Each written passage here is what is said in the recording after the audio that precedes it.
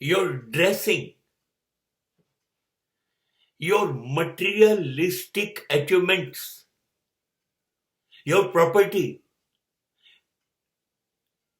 your wealth, your social prestige, your relations, your powers cannot prove, is not evidence of your character.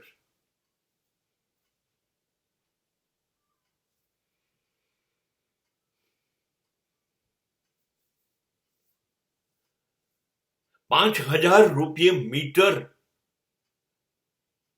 Raymond Gwalior દિગ્જામનો suit પહેરેલો હોય ને માણસ, આંખે આંકડીઓમાં વીંટી હોય, ગળાની અંદર અડધો ડઝન સોનાની ચેન લટકતી હોય અને કાંડા ઉપર કરોડની ઘડિયાળ પહેરી હોય અને કરોડની ગાડીમાંથી એ ઉતરતો હોય, બધું જ બ્રાન્ડેડ બ્રાન્ડેડ બ્રાન્ડેડ હોય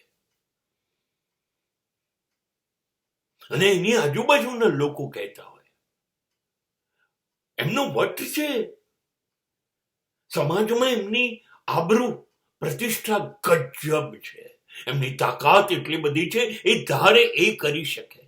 આવું હોય ને તો પણ તમે સાબિત નથી કરી શકતા કે તમારું ચારિત્ર્ય શ્રેષ્ઠ છે. શક્ય છે આ બધું હોવા છતાં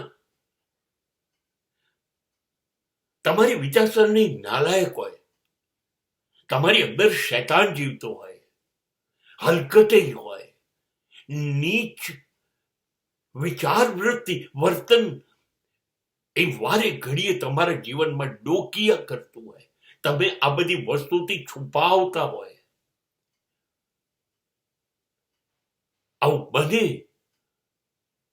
પણ ખાસ યાદ રાખો, ક્યાંક ને ક્યાંક તો પ્રગટી જ જશે. કાગડો મોરના પીછા લગાવે ને એટલે ટહુકો ના આવડી જાય, કળા કરતા ના આવડે. હા, સાચા ખોટા કામ કરીને કોઈ પણ ખોટા રસ્તે જઈને તમે લોકોએ આ બધું મેળવી લીધું હોય, એની કિંમત શૂન્ય છે. પૂરા વિશ્વની સમૃદ્ધિ હોય એ પણ તમને ચારિત્ર્ય ન આપી શકે. જે પાયાના ગુણ છે, જે સત્ય છે,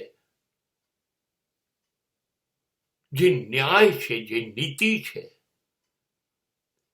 જે ધર્મ છે,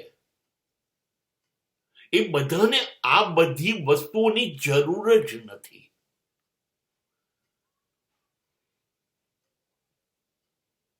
બુદ્ધ અને મહાવીરે ક્યારેય બ્રાન્ડેડ કપડા પહેર્યા નહોતા, ક્યારેય હાથ અને ગરદન અસલી ઝવેરાત થી લથબથ નહોતી, અને આ બધું જ એની પાસે હતું. એ ફેંકીને મૂકીને નીકળી જનારા માણસો નું ચારિત્ર્ય આજે એમના મૃત્યુ પામ્યા પછી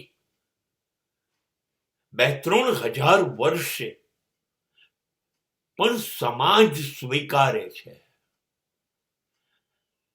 ચારિત્ર્ય આ બધી વસ્તુથી નથી આવતું.